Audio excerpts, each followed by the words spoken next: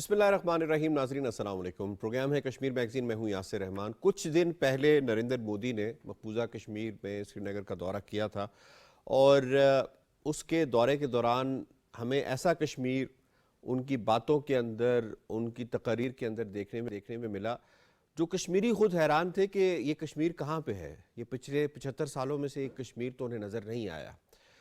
لیکن کشمیر کی کچھ اصل تصویریں آج ہم آپ کے سامنے لے کر آئے ہیں کہ اس وقت ایک ہی وقت کے اندر اگر ایک علاقے میں 4 سے 5 مختلف نوعیت کے پروٹیسٹ ہو رہے ہوں تو پھر ہم اس علاقے کے بارے میں کیا کہیں گے؟ کیا وہاں پہ دودھ اور شہد کی نہریں بہہ رہی ہیں؟ کیا وہاں پہ سب اچھا کی گردان جو مودی فاشسٹ رجیم جو پچھلے 5 سالوں سے الاپ رہی ہے آرٹیکل 370 کے خاتمے کے بعد سے، اس کو مانا جا سکتا ہے؟ کیا وہاں پہ نیا کشمیر اور بدلتا کشمیر کے جو منترے یہ لے کر آئے ہیں اسے تسلیم کیا جا سکتا ہے؟ یہ فیصلہ ہم آپ پہ چھوڑتے ہیں. اس پر ذرا بات کریں گے. آج کے پہلے موضوع میں مہمانوں سے تعارف کروا دیتے ہیں. آج ہمیں جوائن کیا ہے اسٹوڈیوز میں نائلہ الطاف کیانی صاحبہ نے، اینالسٹ ہیں. عبدالحمید لون صاحب نے جوائن کیا ہے، کشمیری رہنما ہیں اور ہمارا اسکائپ کے ذریعے ساتھ دے رہے ہیں دفاعی تجزیہ کار AVM ریٹائرڈ اعجاز ملک صاحب. آپ تینوں مہمانوں کو خوش آمدید کہتے ہیں. اس سے پہلے سوالوں کا آغاز کیا جائے، آپ کو رپورٹ دکھاتے ہیں. ہندتوا بھارتی حکومت نے بھارتی زیر قبضہ جموں و کشمیر میں نام نہاد پارلیمانی انتخابات سے قبل مظالم کا سلسلہ تیز کر دیا ہے. سری نگر میں لوگوں نے قابض بھارتی حکومت کی عوام دشمن پالیسیوں کے خلاف احتجاجی مظاہرہ کیا. پانتھا چوک کے مکینوں نے دریائے جہلم پر پل کی تعمیر میں تاخیر پر شدید احتجاج کیا. خواتین اور بچوں سمیت لوگوں کی بڑی تعداد مظاہرے کے لیے سڑکوں پر نکل آئی. انہوں نے دہائی دی کہ پل کی تعمیر کا کام چند برس قبل روک دیا گیا تھا. پل نہ ہونے کی وجہ سے لوگ کشتیوں کے ذریعے دریا عبور کرنے پر مجبور ہیں. یاد رہے کہ 16 فروری کو علاقہ بٹوارہ میں دریائے جہلم میں کشتی ڈوبنے سے 5 بچوں سمیت 6 افراد جاں بحق ہو گئے تھے. بھارتی قابض فوجی کشمیریوں کو مسلسل ہراساں کر رہے ہیں. سوشل میڈیا پر رائے کا اظہار کرنے والوں کو تھانوں میں طلب کیا جا رہا ہے. آخر عالمی قوتیں کشمیریوں کو ان کے حقوق دلانے کے لیے کب آگے آئیں گی؟ جی نائلہ الطاف کیانی صاحبہ یہ فرمائے گا، یہ بدلتا کشمیر. جی آپ نے بالکل ٹھیک کہا. جیسا کہ آپ نے ذکر کیا، ہندوستان کے جو وزیر اعظم ہیں جب وہ دورے پہ گئے تھے کشمیر کے تو انہیں 64,000 کروڑ کا ایک انہوں نے بوسٹ کیا کہ ہم اتنا زیادہ پیسے لگانے والے ہیں کشمیر میں اور جموں میں، اور اس کی وجہ سے ہم کشمیر کو ایک بدلتا اور نیا کشمیر بنانے والے ہیں. لیکن ابھی صورتحال آپ کی رپورٹ میں بھی آپ نے دیکھی کہ حالات یہ ہیں کہ جو فٹ برج ہیں وہ مکمل نہیں ہو رہے. بجلی کچھ ہم نے ایک اور پروگرام، آپ ہی کے پروگرام میں یہ بات ہوئی تھی کہ 61% جو سرکاری سکول ہیں ان میں بجلی ہی نہیں ہے. تو وہ بجلی جو خود وہیں پہ مقبوضہ کشمیر میں بنتی ہے اور پورا ہندوستان اس سے روشنی حاصل کرتا ہے، وہ ہندوستان نے کشمیر کے باسیوں کے لیے وہ بجلی تک نہیں رکھی. اور ابھی ٹیرفز کا آپ نے ذکر کیا کہ کس طرح ٹیرفز بڑھا دیے گئے ہیں اور وہ ٹیرف ان سے وصول کیے جا رہے ہیں جو لوکل بجلی کے بنتے ہی نہیں تھے. تو ایک طرف تو بجلی نہیں ہے اور دوسری طرف حالات اس طرح کے ہیں کہ جو بلز آ رہے ہیں وہ ہوش ربا ہیں. حالات یہ ہیں کہ جو ابھی جس فٹ برج کا آپ نے ذکر کیا، آپ کی رپورٹ میں بھی بات ہوئی، اس سے پہلے جو کشتی کا حادثہ ہوا یہ جہلم ریور میں ہوا ہے. اور یہ نہیں تھا کہ وہاں پہ لوگ کوئی سیر کرنے گئے ہوئے تھے ڈل میں، ٹورسٹ تھے، بلکہ یہ وہ لوگ ہیں جو مجبور ہیں جہلم ریور کراس کرنے پر بوٹس میں، کشتیوں میں. اور یہاں پر نیوی بھی موجود ہے. یہ ایک بہت دلچسپ بات ہے کہ ہندوستان کی جو نیول افواج ہیں وہ کشمیر میں 3 مقامات پہ موجود ہیں. صفا پورہ میں بھی موجود ہیں، وولر میں بھی موجود ہیں اور اس طرح ڈل لیک میں بھی وہاں پہ نیوی اپوائنٹڈ ہے، جبکہ وہاں پر کوئی سمندر ہے ہی نہیں. تو یہ صرف قبضہ ہے، یہ کوئی ان کی بھلائی کے لیے کام کاج نہیں ہو رہے. اور نیوی کی موجودگی میں بھی وہاں پر کشتی ڈوب جاتی ہے، 19 لوگ دریا برد ہو جاتے ہیں اور ان میں سے بچائے نہیں جا سکتے. بچے بھی ہیں اس میں جو مجبور ہیں کہ وہ انفراسٹرکچر نہ ہونے کی وجہ سے، مطلب ایک طرف ہم سنتے ہیں کہ اوڑی تک ایک ایسی ٹرین بچھائی جا رہی ہے جس کی ضرورت ہی نہیں ہے. یعنی وہ ایک ایسا اضافی منصوبہ ہے جو اصل میں شاید اپنی افواج کی ہی جو نقل و حرکت ہے اسے کامیاب بنانے کے لیے یا آسان بنانے کے لیے رکھا جا رہا ہے، کیونکہ لوکلز کی ضرورت نہیں ہے. اور دوسری طرف جو لوکل کی ضروریات ہیں، جو لوکل لوگوں کی، وہ 7 سال سے نظر انداز کی جا رہی ہیں اور اس طرح کے آئے روز حادثے ہو رہے ہیں. تو یہ محض کلیمز ہیں، ان کی گراؤنڈ ریالٹی آپ کے سامنے اور صفر ہے. ٹھیک ہے لون صاحب، اگر کشمیر میں اتنی انویسٹمنٹ انہوں نے کی ہے اوور دی ٹائم اور یہ فارن انویسٹرز کو بھی بلا رہے ہیں، تو پھر یہ سری نگر میں ایک ہی وقت میں 4 مختلف قسم کے لوگ اور مختلف نوعیت کے سراپا احتجاج کیوں ہیں؟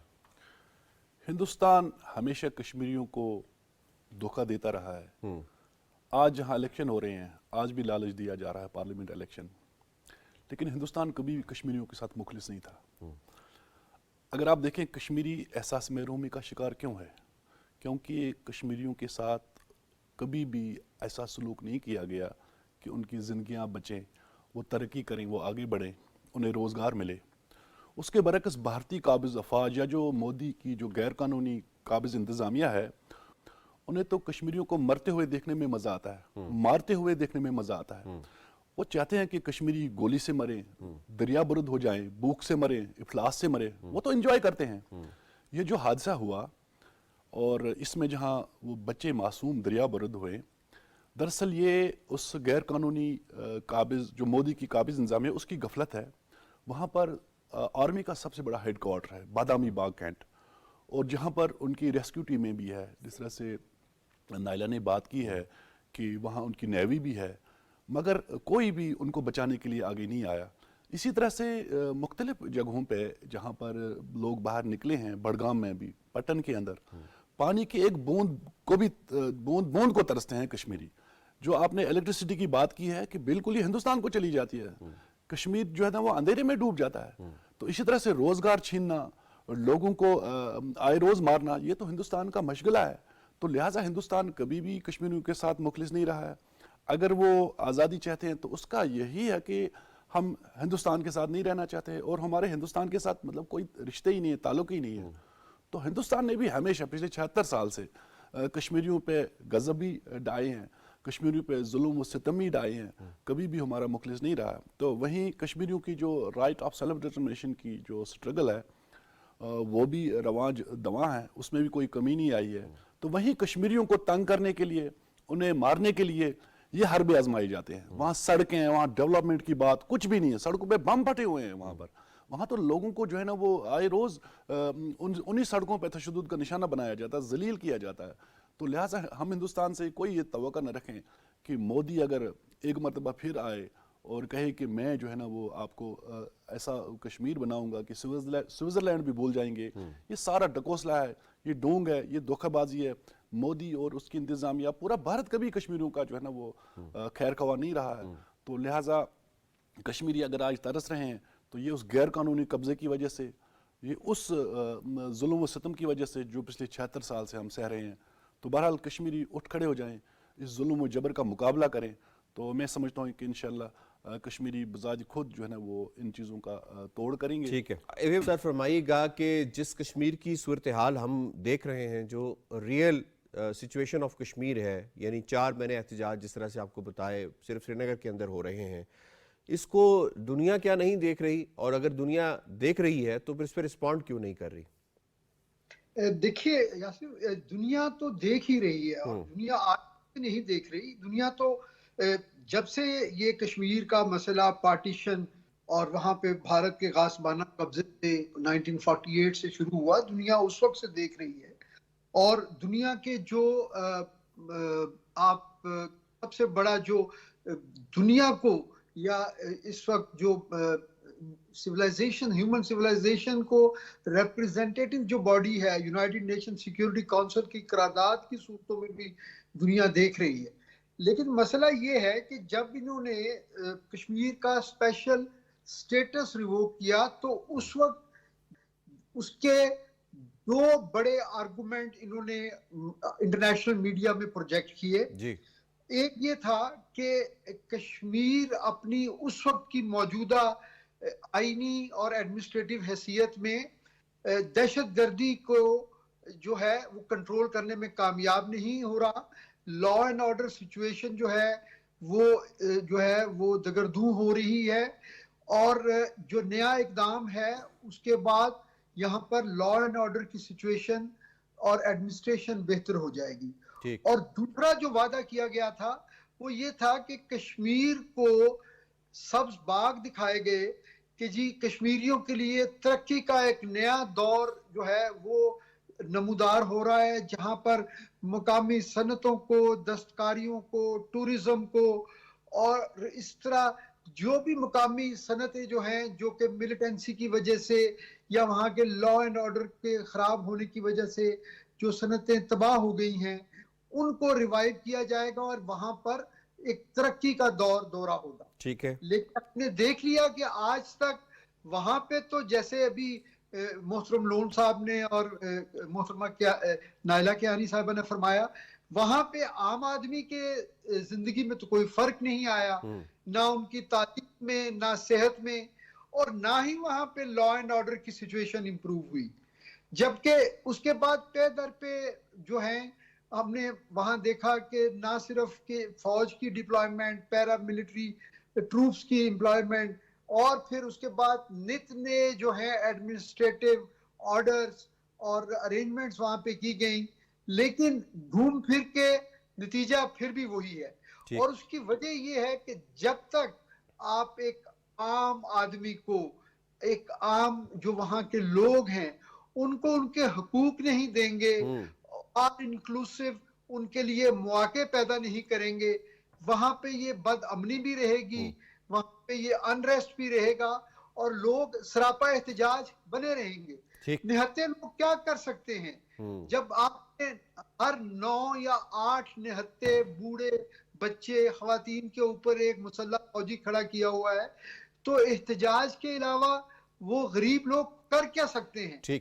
اور وہ نہ صرف یہ کہ وہ اپنے احتجاج سے مودی کے شائننگ انڈیا کے نعرے کے اوپر کالک ملتے ہیں, اور اس احتجاج کو دنیا کو بھی ریسپونڈ کرنا چاہیے, آپ کا کہنا یہ ہے. ٹھیک پوائنٹ آگے آپ کا.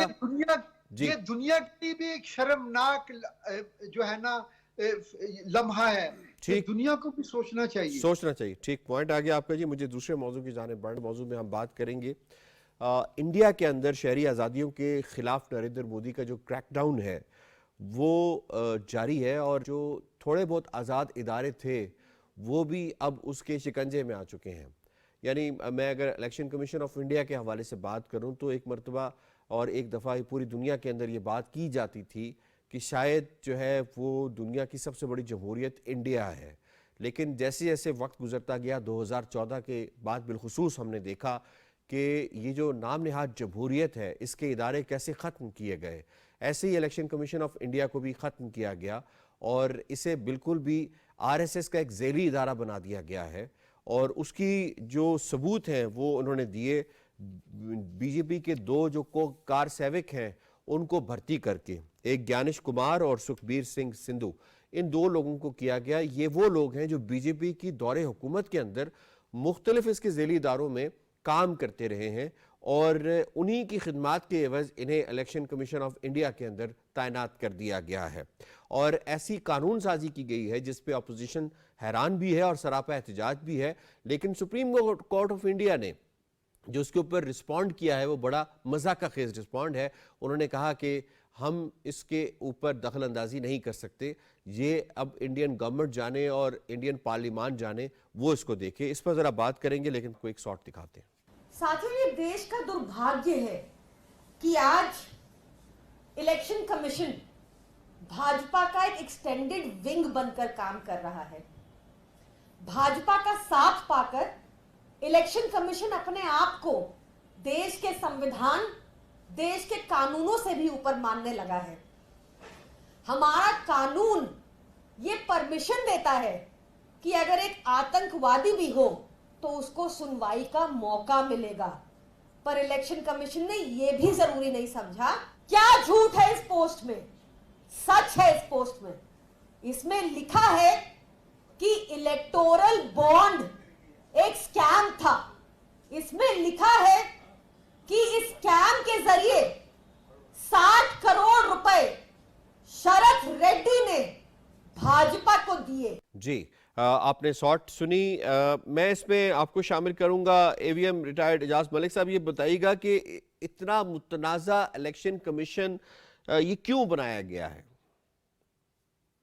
دیکھیے, یہ ایک ڈیسپریٹ اٹیمپٹ ہے کہ کسی طرح سے وہاں پہ مطلوبہ نتائج حاصل کیے جا سکیں تاکہ ایک دنیا کو ایک تاثر دیا جا سکے اپنی میڈیا پرسیپشن مینجمنٹ کے تھرو کہ یہاں پر لوگ جو ہیں وہ پارٹیسپیٹیو ہیں, اور انہوں نے جو انڈین یونین کی یہاں پر جو بھی ایڈمنسٹریٹو اور کانسٹیٹیوشنل ارینجمنٹ ہے اس پہ وہ لبیک کہتے ہیں اور وہ مین سٹریم انڈین پالیٹکس میں وہ اپنا بھرپور سرگرمی سے حصہ لے رہے ہیں. جی اب جب آپ کے اس طرح کے غیر حقیقی جو ہے نا مطلوبہ نتائج آپ حاصل کرنا چاہیں تو وہ یقیناً ایک نیوٹرل الیکٹورل سسٹم میں, ایک نیوٹرل ایڈمنسٹریٹو ارینجمنٹ میں یا ایک نیوٹرل کانسٹیٹیوشنل ارینجمنٹ میں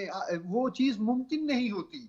کیونکہ دیکھیے وہاں پہ انٹیلیجنس ایجنسیز کام کر رہی ہیں, بے شمار سیکیورٹی آپریٹرز کام کر رہا ہے, تو یقیناً انہوں نے جو اپنا ہوم ورک کیا ہوگا اس میں وہ چیز ان پہ عیاں ہوئی ہوگی کہ الیکشن کا نتیجہ جو ہے وہ وہی ہوگا جو ہمیں سڑکوں پہ نظر آتا ہے, وہ وہی ہوگا جو لوگ دن رات قربانیاں دے کے جو اپنی آزادی کے لیے جو اپنا شمع جلا رہے ہیں جی وہ وہی روشنی ہونی ہے. تو اب اس چیز کو معدوم کرنے کے لیے ان کے پاس اور کیا چارہ ہو سکتا ہے کہ وہ اپنے تئیں اپنی مرضی کا ایک وہاں پہ ایک سسٹم کریٹ کریں جو ان کے مطلوبہ نتائج حاصل کر سکے. ٹھیک ہو گیا. نائلہ الطاف کیانی سے ابھی فرمائے گا کہ اس طرح کے متنازع الیکشن کمیشن جس کو فارم کیا گیا ہے, اگر وہ الیکشن کرواتا ہے تو اس کے نتیجے کو کتنا کریڈیبل گردانا جا سکتا ہے؟ بالکل ٹھیک آپ نے سوال کیا یاسر صاحب. دیکھیں بہت سارے جو پرسیپشنز ہندوستان کے بارے میں لوگوں کے تھے گلوبلی وہ آہستہ آہستہ مسمار ہوتے جا رہے ہیں, چاہے انہیں تسلیم کیا جائے یا نہ تسلیم کیا جائے. مثال کے طور پر ہندوستان ایک پروپیگنڈا کیا کرتا تھا کہ دیگر ممالک جو ہیں وہ دہشت گرد ممالک ہیں یا اس کی حدود کے اندر آ کے دہشت گردی کرتے ہیں, لیکن ہم نے دیکھا کہ خود ہندوستان وہ دہشت گرد ملک نکلا جو مختلف ممالک کی حدود بھی پامال کرتا جا رہا ہے. اس کے علاوہ ہم نے دیکھا کہ ایک جوڈیشری کے بارے میں ہندوستان کی ایک پرسیپشن تھی کہ جوڈیشری ان کی آزاد ہے, لیکن ابھی جس طرح ربر سٹیمپ کے طور پر ہندوستان کی جوڈیشری مودی حکومت کے ساتھ کام کر رہی ہے ان کی جیسے سپرویژن میں, اس سے یہ بھی ایک جو دھوکہ تھا وہ بھی سامنے آ گیا اور بے نقاب ہو گیا. اسی طرح ہم نے جو شہری آزادیاں ہیں ان کے حالات بھی دیکھ لیے, اور ابھی ہم دیکھتے ہیں کہ خود سوچنے کی بات ہے کہ اگر کشمیر فائل کی طرح کی ایک پروپیگنڈا مووی کے ٹیکس معاف کر رہے ہیں مودی صاحب, تو یہ ان کی اسٹیبلشمنٹ کے اور ان کی جوڈیشری کے اور دیگر اداروں کی ملی بھگت کے بغیر ممکن نہیں ہے. اگر کہیں جواب دہی ہو تو آپ اتنی بڑی تعداد میں ٹیکس معاف اماؤنٹ میں ٹیکس معاف نہیں کر سکتے تھے. اسی طرح اب جب ہم اروند کیجریوال کو دیکھتے ہیں کہ الیکشن سے فوری طور پہلے انہیں پابند سلاسل کر دیا گیا ہے اور انہیں قتل کیا جا سکتا ہے جیسی خبریں بھی باہر آ رہی ہیں, تو یہ جب تک ان کے ساتھ ان کی اسٹیبلشمنٹ اور جب تک ان کے ساتھ ان کی جوڈیشری شامل نہ ہو اس طرح کے کام کاج نہیں ہو سکتے تھے. مزید آپ دیکھیں کہ ایک ٹھیک ہے کہ 970 ملین ووٹر ہے جو وہاں پہ ووٹ ڈال رہا ہے اور 7 مرحلوں میں انتخابات ہو رہے ہیں اور تمام بات, لیکن ایک چھوٹی سی ریاست جو جموں اینڈ کشمیر کی ریاست ہے وہاں 5 ٹوٹل سیٹیں لوک سبھا کی جنہیں 5 مرحلوں میں الیکشن کے مراحل سے گزرنا پڑے گا, جو ہے بھی نہیں. اور حالانکہ ہندوستان اس وقت اپنی بڑی بڑی جو ریاستیں ہیں جن میں گجرات بھی شامل ہے اس کو ملا کر 13 ریاستوں میں پہلے ہی مرحلے میں پوری ریاستوں کے الیکشنز ہو گئے ہیں 19 تاریخ کو. تو اس کا مطلب یہ ہے کہ یہ سب کچھ مینیپولیشن ہے. اور ابھی جو آپ نے ذکر کیا الیکشن کمیشن کا, بہت واضح بات ہے کہ اگر آپ نے اس میں سے سپریم کورٹ کا جج نکال دیا ہے جو کہ کمیشن بننا تھا, چیف جسٹس آپ نے نکال دیے, اور اس کے بجائے آپ اپنی مرضی کا خود نکال دیا گیا. جی بالکل ایسا ہی ہے. میں سمجھی کہ اس کی پہلے وضاحت ہو چکی. قانون سازی کر کے طے کیا گیا کہ جو 3 لوگ ممبرز کو چوز کریں گے ان میں سے ایک اپوزیشن لیڈر نہیں ہوں گے, وہ تو ہیں, اور چیف جسٹس تھے دوسرے ممبر جنہیں ہٹا دیا گیا اور اس کی جگہ ایک بی جے پی ہی کا منسٹر رکھ دیا گیا, جو ظاہر ہے کہ وزیر اعظم کی ثوابدید سے آئے گا.